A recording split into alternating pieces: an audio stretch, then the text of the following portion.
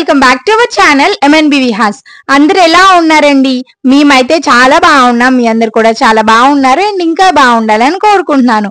మీలో ఎవరైనా మన ఛానల్ ని ఇప్పుడే మొదటిసారి కనుక చూస్తున్నట్లయితే ప్లీజ్ తప్పకుండా ఛానల్ ని సబ్స్క్రైబ్ చేసుకొని అండ్ పూర్తి వీడియో చూసిన తర్వాత మీకు నచ్చితే లైక్ చేయటం మాత్రం అసలు మర్చిపోకండి.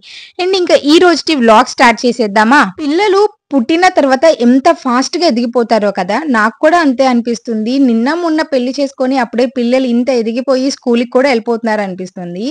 మనం చెప్పిన మాటలకి వాళ్ళు రివర్స్ చెప్పటం కూడా, అంటే మనం చెప్పిన వాటికి బదులు చెప్పటం కూడా చాలా తొందరగా నేర్చుకుంటారనమాట. ఈ మధ్య నేను ఏమి మాట్లాడినా, ఫర్ ఎగ్జాంపుల్ ఏంటి పన్విత్ నువ్వు ఇదంతా పాడు చేసావు అంటే, కాదు మమ్మీ తమ్ముడు చేశాడు నేనేం చేయలేదు, నువ్వు ఎందుకు నన్ను అంటున్నావు, ఇలాంటి మాటలన్నీ కూడా మాట్లాడుతూ ఉన్నాడనమాట. సో మన జనరేషన్ లో మనము ఇట్లాగా తిరిగి మాట్లాడటానికి చాలా భయపడే వాళ్ళం కదా, కానీ ఇప్పటి రోజుల్లో పిల్లలు ఇట్లాంటి చిన్న చిన్న విషయాలకి అస్సలు భయపడట్లేదు. మనము అంత స్వేచ్ఛగా పెరగలేదు, బట్ మన పిల్లలు మాత్రం ఏమి మాట్లాడటానికైనా కానీ ఎటువంటి భయం లేకుండా మాట్లాడుతూ ఉంటారు చూడండి. దానికి మనం చాలా అప్రిషియేట్ చేయాలి. ఎందుకంటే వాళ్ళ తప్పు లేనప్పుడు ఎవరు ఏమన్నా కానీ అసలు ఒప్పుకోకూడదనే చెప్పాలి. ఒకప్పటి రోజుల్లో అయితే తప్పు ఉన్నా లేకపోయినా ఎందుకమ్మా సైలెంట్ గా ఉండు, గొడవ ఎందుకు అనే రోజులు అవి. కానీ ఇప్పుడు మాత్రం మన తప్పు లేకపోతే మన వాయిస్ పెంచి మాట్లాడడమే చాలా బెస్ట్. అలా అయితేనే మనం ఎదగగలము. కొన్ని సందర్భాల్లో కొంచెం తక్కువ మాట్లాడడమే మంచి విషయము, కానీ కొన్ని సందర్భాల్లో మనం గట్టిగా మాట్లాడాలి అని మనం చెప్పక ముందుగానే పిల్లలు స్ట్రాంగ్ గా నిలబడి వాళ్ళ మాటని స్ట్రాంగ్ గా ఉంచుకుంటున్నారు చూడండి. ఆ విషయాల్లో వాళ్ళని అట్లాగే ఎదగనివ్వాలని నేను స్ట్రాంగ్ గా బిలీవ్ చేస్తాను. ఇంతకు ముందు రోజుల్లో పోల్చుకోవడం కన్నా ఇప్పుడు రోజులు అండ్ ఫ్యూచర్ లో ఉండే జనరేషన్ అటువంటిది అనమాట. మనం స్ట్రాంగ్ గానే ఉండాలి. సో నేను అటువంటి విషయాలకి పిల్లల్ని చాలా ఎంకరేజ్ చేస్తాను. అలా అని ప్రతి విషయానికి కాదు, మనకి తెలుసు కదా ఎంత వరకు మనం పిల్లల్ని ఎంత వరకు మనం స్వేచ్ఛనివ్వాలి అండ్ ఎంత వరకు మనం వాళ్ళని ఆపాలి అనేది. సో అట్లాగా మనం పిల్లల్ని అనేది పెంచుకోవాలి అని నాకు అనిపిస్తుంది. నేను ఎక్స్పీరియన్స్ చేసిన కొన్ని విషయాల్లో పిల్లల్ని మార్గంలోకి తీసుకెళ్లి వాళ్ళని స్ట్రాంగ్ గా ఉంచాలి అని నేను కోరుకుంటున్నాను. సో ఇంకా ఈ రోజుటి వ్లాగ్ స్టార్ట్ చేసేస్తే, నేను ఇదంతా కూడా ఫ్రైడే వ్లాగ్ కాబట్టి మీరు మోస్ట్లీ క్లీనింగ్ ప్రాసెస్ అండ్ అలాగే ముగ్గులు వేసుకొని అండ్ గుమ్మాల్ని పూజించుకోవటం ఇదంతా చూసారు కదా. ఇంకా మార్నింగే లేచి ఇవన్నీ కూడా ఇంటి ముందు ముగ్గులు వేసుకోవడం, పసుపు కుంకుమని అలంకరించుకోవటం ఇవన్నీ చేసేసి ఇంకా బ్రేక్ఫాస్ట్ అయితే స్టార్ట్ చేశాను. మనకి శుక్రవారం వస్తేనే తెలియదండి, ఆ వైబ్ అలా వచ్చేస్తుంది అనమాట. ఇంటి ముందు క్లీన్ చేయాలి, ముగ్గులు వేయాలి, పసుపు కుంకుమ పెట్టాలి. అట్లా పెట్టగానే ఎంత కలగా అనిపిస్తుందో గుమ్మాలన్నీ, నాకు చాలా నచ్చుతుంది. సో ఇక్కడ వచ్చేసి ఇంకా నేను వంట పని అయితే మొదలు పెట్టామన్నమాట. ఈ రోజు ఇడ్లీ అలాగే వంకాయ టమాటా కర్రీ చేస్తున్నారనమాట అత్తయ్య. అలాగే ఇంకొక స్టవ్ మీద వచ్చేసి ఇడ్లీ కోసం చట్నీ అనమాట. సో ఇట్లాగా బ్రేక్ఫాస్ట్ అలాగే లంచ్ ప్రిపేర్ చేసేసి ఇంకా పన్విత్కి పెట్టి వాడినైతే పంపిస్తున్నాను.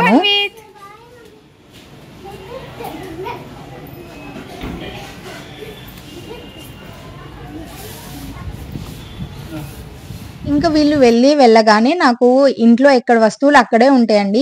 వాళ్ళు తిన్న ప్లేట్లు, అలాగే వంటగదిలో నేను చేసిన వంట గిన్నెలు అవన్నీ, అలాగే బెడ్రూమ్ లో టవల్స్ అని లేదంటే కర్చీఫ్, చెప్పులు, ఇంకా ఎట్లా పడితే అట్లా ఉంటాయి అనమాట. ముందుగా నేను వాటన్నిటిని క్లీన్ చేసుకొని బెడ్షీట్ అంతా బెడ్రూమ్ అన్ని నీట్ గా సెట్ చేసేసుకొని ఆ తర్వాత నేను ఫ్రెష్ అయిపోతాను అనమాట. ఫ్రెష్ అయ్యి బయటికి వచ్చేసి ఇంకా ఫస్ట్ గా దేవుడికి దండం పెట్టుకుంటాను. ఈ రోజు పూజ ఇవన్నీ చేసేసరికల్లా కొంచెం లేట్ అయిందనమాట. రోజు అత్తయ్య పూజ చేస్తారు. పూజ అవ్వగానే ఆ అగరబత్తి స్మెల్ ఇంట్లో అంతా వస్తూ ఉంటుంది చూడండి, ఎంత బాగా అనిపిస్తుందో కదా. ఇదిగోండి బాల్కనీలో కృష్ణేని ఏర్పాటు చేసుకున్నాను. చాన్నాళ్ళండి ఇట్లా పెట్టుకొని, చుట్టూరు చెట్లు చూడండి ఎంత బాగా పెరిగినాయో. ఇక్కడ ఇంకా కొంచెం ముందు గ్యాప్ ఉందనమాట, ఇంకొక 2 చెట్లు పడతాయి. అట్లా కూడా పెట్టేస్తే చెట్ల మధ్యలో ఇట్లాగా కృష్ణేని చూడటం ఇంకా బాగుంటుంది కదా. నెక్స్ట్ అట్లా పెట్టాలనుకుంటున్నాను. ఈ రోజు మా వారు మందార పూలు తెచ్చారండి, 108 పూలు తెచ్చారనమాట. లక్ష్మీదేవికి ఎరుపు పూలంటే ఇష్టం కదా. ఈ రోజు శుక్రవారం పట్టాలన్నిటికీ కూడా పెడితే బాగుంటుంది అనేసి చాలా మందార పూలు తెస్తే ఇంకా ఏ పువ్వు పెట్టకుండా ఉత్తి మందారాలని పెట్టే అత్తయ్య పూజ చేశారు. ఇట్లాగా కెమెరాలో అంత బాగా క్యాచ్ అవ్వలేదు, కానీ విడిగా చూస్తే మందార పూలు చాలా నిండుగా కనిపిస్తాయి ఫొటోస్ కి. ఇంకా పూజ అదంతా అయిపోయిన తర్వాత వంట కూడా పొద్దున్నే చేశాం కదా! వంకాయ టమాటా అవి. ఇంకా ఆఫ్టర్‌నూన్‌కి పెద్దగా లంచ్ ప్రిపరేషన్ ఏమీ లేదు. అందుకే స్వీట్ కోసం ఇక్కడ నేను జున్నుని తయారు చేస్తున్నాను. ఈ జున్ను వచ్చేసి నేను కామధేను అనే బ్రాండ్ నుంచి జున్ను పౌడర్ తీసుకున్నాను. జున్ను పౌడర్ కూడా చాలా బావుంటుంది. మనం నార్మల్‌గా జున్నుని చేసుకున్నప్పుడు ఏ టేస్ట్ అయితే ఉంటుందో సేమ్ ఎగ్జాక్ట్ అదే టేస్ట్ ఉంటుందనమాట. మరి ఎలా ప్రిపేర్ చేస్తారో తెలీదు కానీ అచ్చం అది జున్ను తిన్న ఫీలింగే ఉంటుంది. ఈ ప్యాకెట్ జున్ను కూడా.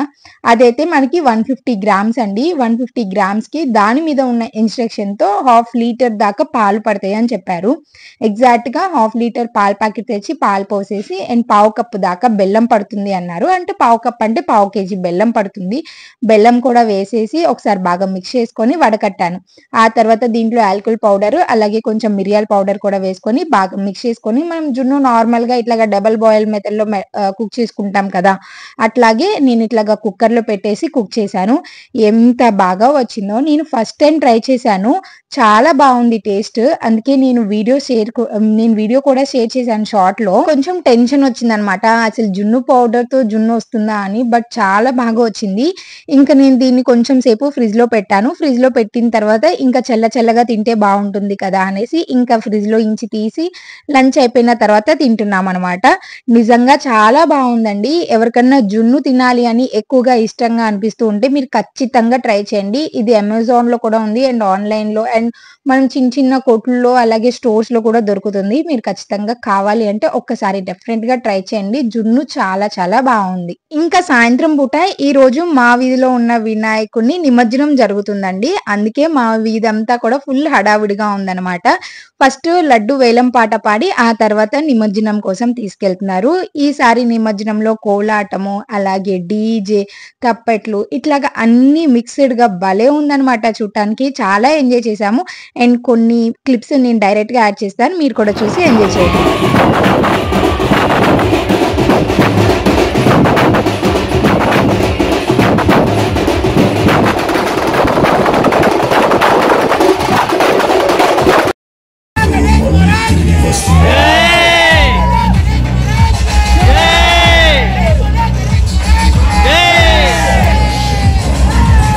ఇక్కడ చూసారా మా వీధిలో పిల్లలందరూ అనుకోని నిమజ్జనానికి ఇట్లాగా వైట్ కుర్తానేసుకున్నారండి. కొంచెం డిఫరెంట్‌గా చూడటానికి కూడా అనిపించిందనమాట. వీళ్ళందరూ కలిసి ఇలాగ చేసుకుంటూ ఉంటంటే.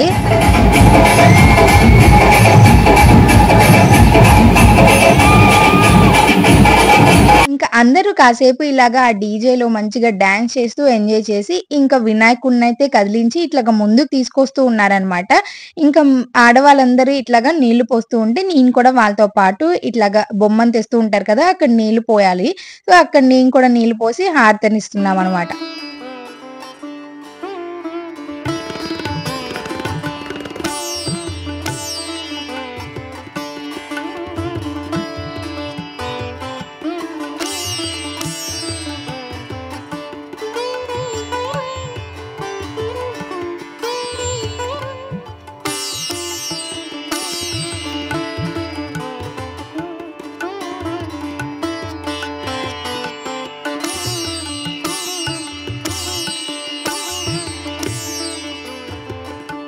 ఇంకా ఇట్లాగా హారతులు అవన్నీ కూడా ఇచ్చేసి, దేవుడి బొమ్మ కొంచెం ముందుకు తీసుకెళ్ళిన తర్వాత ఇంక నేనైతే ఇంటికొచ్చేస్తున్నానండి.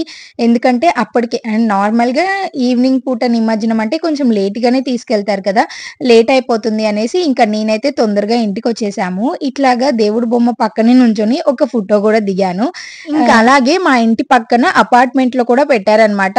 అన్ని రోజుల దాకా వెళ్ళటం కుదరలేదు అనేసి ఇంకెట్లాగో కిందకొచ్చాం కదా! అని అపార్ట్మెంట్‌లో ఉన్న దేవుడి బొమ్మ దగ్గర కూడా వెళ్ళి అక్కడ కూడా దండం పెట్టుకొని ఇంటికైతే తిరిగొస్తున్నామనమాట. సో, చూసారు కదండీ! ఈ రోజు వ్లాగ్ అంతా కూడా ఇలాగా షూట్ చేసుకున్నాను. మీకు కనుక ఈ రోజుటి వీడియో నచ్చితే తప్పకుండా వీడియోని లైక్ చేసి, షేర్ చేసి అండ్ సబ్స్క్రైబ్ చేయటం మాత్రం మర్చిపోకండి. ఇంకొక మంచి వీడియోలో మళ్ళీ కలుసుకుందామా మరి? Until then keep smiling. Take care and by.